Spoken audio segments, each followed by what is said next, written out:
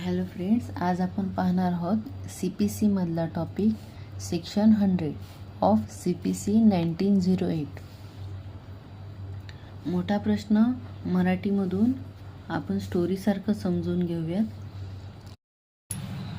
Section 100 code of civil procedure 1908 मध्ये असं म्हटलं आहे की दुसरे अपील हे फक्त हायकोर्टामध्येच केले जाईल किंवा जेव्हा सबऑर्डिनेट कोर्टने डिग्री पास केली आहे त्या ॲपिलेट डिग्रीला चॅलेंज आपण हायकोर्टामध्येच करू शकतो जेव्हा त्यात सबस्टेन्शियल क्वेश्चन ऑफ लॉ आहे.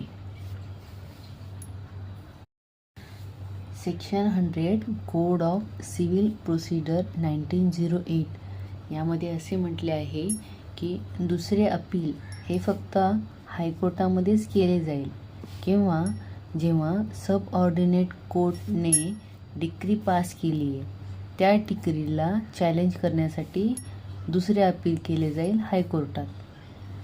जर त्या केसमध्ये सबस्टेन्शियल क्वेश्चन ऑफ लॉ असेल तर